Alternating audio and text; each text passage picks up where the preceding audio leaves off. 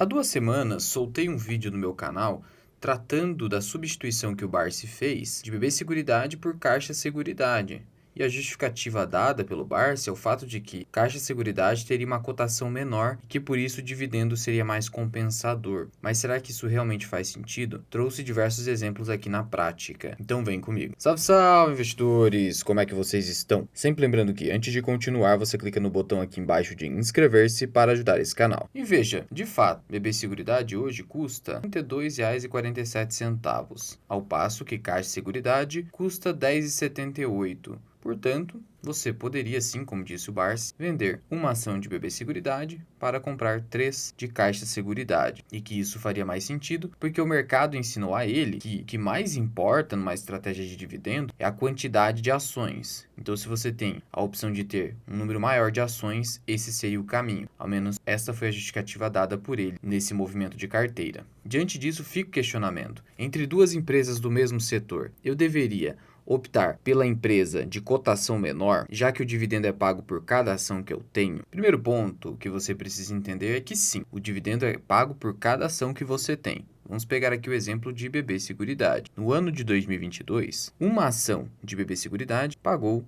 R$ 1,95 por cada ação que você deteve. De tal modo que se você tem um número maior de ações de BB Seguridade, você vai receber ainda mais dividendo. Por isso que é sempre interessante você tentar pagar um preço inferior pela ação nessa estratégia de dividendo, porque o dividendo será maior. Afinal de contas, eu vou receber mais dividendo comprando BB Seguridade a 30 ou comprando a 35? A 30, porque eu vou ter um número maior de ações e o dividendo é pago pelo número de ações. Esse é um primeiro ponto. Mas em razão disso, eu deveria optar pela Caixa Seguridade porque eu consigo comprar mais ações? Mas veja, no caso de Caixa Seguridade, vamos pegar também o ano de 2022. Nesse ano, ela pagou 65 centavos por ação. Se você pegar 65 centavos e multiplicar por 3, que seriam 3 ações de forma comparativa à BB Seguridade, você também teria 1,95 por ação. Então, no final das contas, você não teve nenhuma distinção aqui.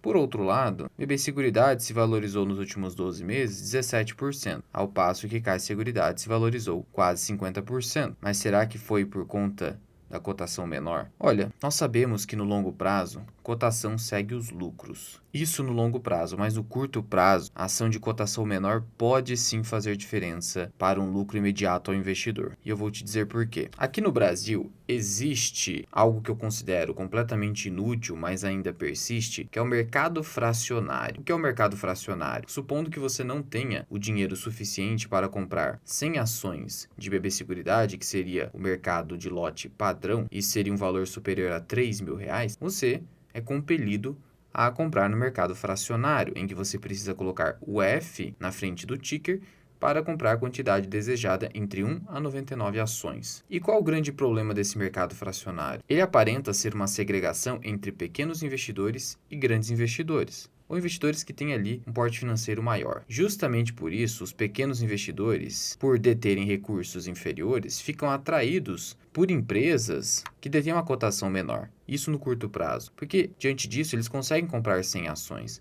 Então veja, é muito mais fácil o investidor ter os recursos para comprar 100 ações no mercado de lote padrão de Caixa Seguridade do que BB Seguridade. Some-se a isso o fato de que o investidor ele não quer, no geral, comprar no mercado fracionário, seja porque ele sofre de toque, mas seja porque existe, em algumas ocasiões, um pequeno spread entre as ações que você compra no mercado de lote padrão e as ações que você compra no mercado fracionado ou fracionário, em que você pode acabar enxergando diferenças de 2 centavos. Isso também pode incomodar o investidor e compeli-lo a optar pelo mercado de lote padrão. Então veja que essa diferença entre mercado fracionário e mercado de lote padrão ocasiona, no curto prazo, direcionamento dos investidores para empresas de pequena cotação, inclusive aparentando que elas sejam baratas, ou mais baratas do que aquela empresa que tem uma cotação maior. Até mesmo por isso, até mesmo por esse movimento de haver uma tendência psicológica de comprar ações com cotação menor, existe ali o chamado desdobramento de ações, ou split, em que, quando uma empresa chega a uma cotação muito grande para o mercado brasileiro, por exemplo, R$ 100, R$ 200, ela promove o fracionamento das ações. Então, uma ação que estaria valendo R$ 200, a empresa decide fracionar em 10 ações de R$ 20 para melhorar a liquidez do mercado.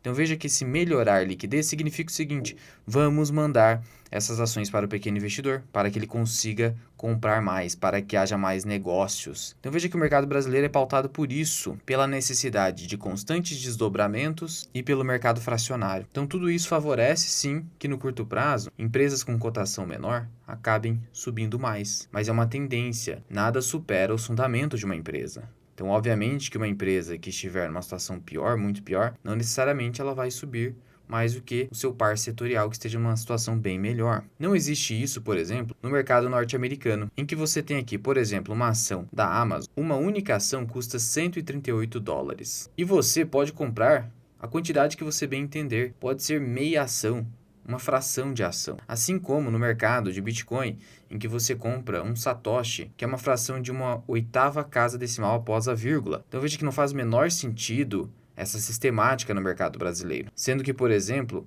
a ação da Amazon pode ficar cotada até $1.000, que isso não vai retirar a liquidez do papel, porque os investidores vão comprar o que eles bem entendem no mesmo mercado que é único. Sendo que a Quantifury, por exemplo, disponibiliza apenas como uma opção você comprar uma ação inteira ou até fracionada.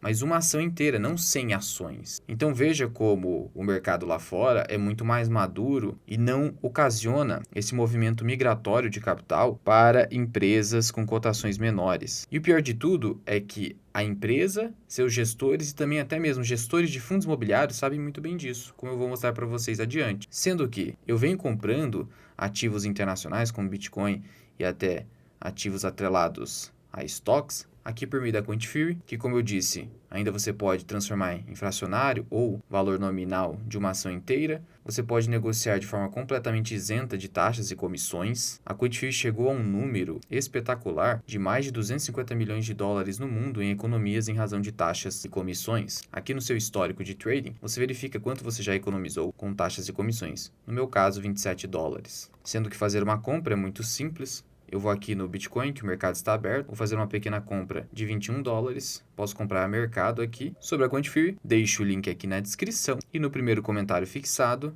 com o código MIRAI, você recebe recompensas. Mas continuando aqui com a nossa análise, vamos pegar aqui o exemplo de MXRF11, um fundo de papel high grade que possui um prêmio de risco em relação ao Tesouro IPCA+, ou NTNB principal, muito baixo, e que mesmo assim vem negociando com ágio em relação ao valor patrimonial da cota, vem gerando valorizações expressivas, e tudo isso porque, em comparação com cotas de fundos imobiliários de outros fundos, uma cota de R$10 é algo muito pequeno, de tal modo que as pessoas acabam comprando simplesmente porque a cota é muito pequena, ao passo que num fundo comum, ela precisaria desembolsar por cada cota R$100 a R$200. Tudo isso favorece, então, um inflacionamento artificial de fundos imobiliários e ações com cotações pequenas. Vamos aqui a comparações de ações de setores iguais e as suas performances. Veja, estou aqui com a Klabin e aqui KLBN4, cotação 4,50 no momento. Retorno em 10 anos, quase 200%. Vamos comparar com Suzano, que tem uma cotação 10 vezes maior, R$50. E qual foi o retorno em 10 anos? 610%. Lembrando que rentabilidade passada não é garantia de rentabilidade futura. Só estou mostrando que o fato de Suzano ter uma cotação mais alta não a impediu de performar no longo prazo melhor do que Klabin. Sanepar, SAPR4. Cotação 4,46, teve um retorno de 272% nos últimos 10 anos. Sabesp retornou 224% e tem uma cotação também 10 vezes maior. Aqui a diferença foi muito pequena de retorno, então veja que o fato de Sabesp custar 56 também não impediu de se aproximar do retorno de Sanepar. E veja só que interessante, mesmo com ações de Sanepar, você tem SAPR4 subindo nos últimos 12 meses 28,86%. Já a SAPR11 subiu 31,52%, ou seja, subiu mais mesmo tendo uma cotação maior. BB Seguridade, no caso já falamos, não há como você pegar o retorno histórico de BB Seguridade, porque foi de 220% e Caixa Seguridade não dá para você fazer um retorno de longo prazo porque o IPO é recente. Você tem Banco ABC, ele custa hoje R$18,50, quase R$19, e você tem o BMG, dois bancos small caps, um de R$2 e outro de 18. Qual você acha que vem performando melhor? ABC, nos últimos 10 anos, 165% de retorno. BMG, você não vai ter aqui, porque também é um IPO relativamente recente, mas o banco só vem entregando resultados ruins, despencando a título de cotação, retorno negativo. Por isso, esse PVP de 0,35 não é à toa. É porque o ROI do banco é super baixo, apenas 4%, sendo que o BMG teve um prejuízo de 14 milhões de reais no segundo trimestre de 2022, ao passo que o Banco ABC, no mesmo período, lucrou 209 milhões. Só que muitos investidores são levados a crer que, porque o Banco BMG seria menor e com uma cotação muito menor e por ser mais barato a título de indicadores, seria o melhor investimento com maior potencial de valorização. Mas, na minha visão, obviamente, não é esse o caso. Indo mais além, você tem o caso de Light, com uma cotação de 6,64%, companhia em recuperação judicial, e você tem a CPFL Energia. Veja, nos últimos 12 meses, CPFL subiu 15%, Light subiu 14%. Uma ação de Light custa 6,64, uma ação de CPFL R$ 35.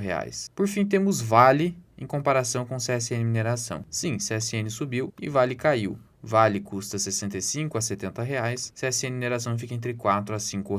Mas veja só que interessante, em termos de valuation, hoje você tem um PL em Vale de 5 vezes, em CSN Mineração 9 vezes, PVP em CSN 2,17, Vale 1,59. Ademais, em termos de indicadores de qualidade, vamos pegar aqui apenas a margem líquida, 27,58% ainda de margem líquida para Vale, no caso de CSN Mineração 15%, ROI da CSN 22,89%, ROI da Vale 30,45%. E não há como pegar aqui o retorno histórico, porque CSN Mineração também é IPO recente. Mas veja que no curto prazo, de fato, CSN Mineração acabou subindo e ficando mais cara que a Vale, justamente porque os pequenos investidores são atraídos pela cotação pequena de CSN Mineração. Acontece que o minério de ferro referência no mundo inteiro é o da Vale. No final das contas, o que podemos concluir? Que ações de cotação pequena atraem pequenos investidores no curto prazo, então quem estiver fazendo trades pode até tentar se valer disso para ter algum lucro no curto prazo. A própria estrutura do mercado brasileiro favorece esse tipo de comportamento com o mercado fracionário, com os desdobramentos, com a tendência de achar que simplesmente se eu tiver um número maior de ações eu terei mais dividendos,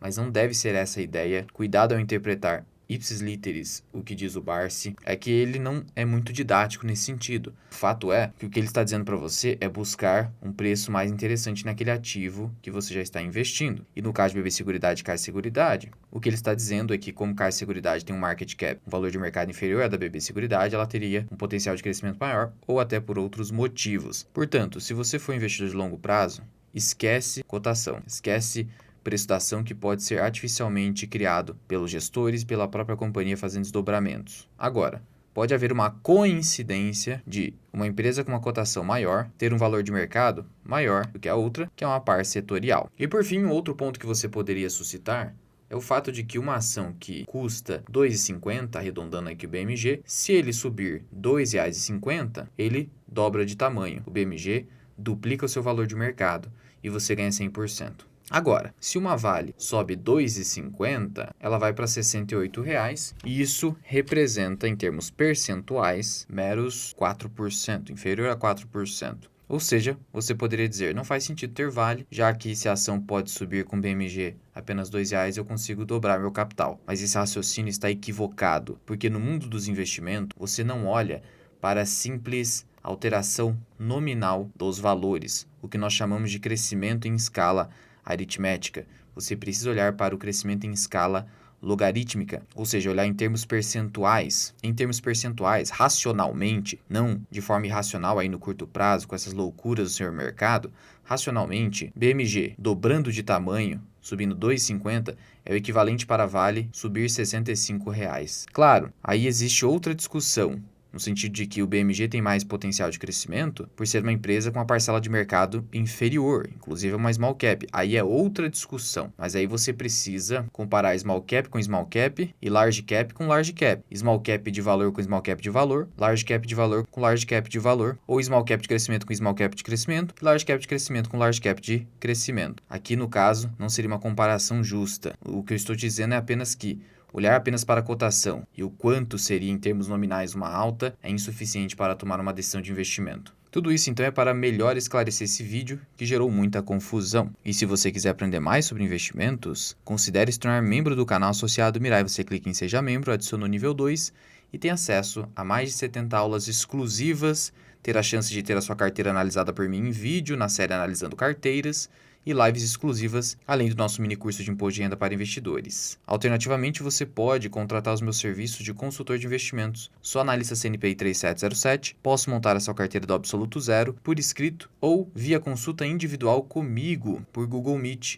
que dura pelo menos 1 hora. Para me contatar, basta enviar uma mensagem via WhatsApp que eu deixo aqui na descrição e no primeiro comentário fixado. Mas já vai deixando aqui nos comentários o que você acha dessa polêmica envolvendo ações de cotações menores e ações de alta cotação. O Baster, por exemplo, é contrário a essa ideia de buscar ações de cotações menores, porque ele sempre olha para o racional de longo prazo, e porque para ele, não sem razão, uma empresa poderia fazer simplesmente sucessivos desdobramentos. Qual a sua opinião? Muito obrigado por ter ficado comigo até aqui. Eu sou o Luan, esse que é o canal Mirar Investing. Até o próximo vídeo. Fui!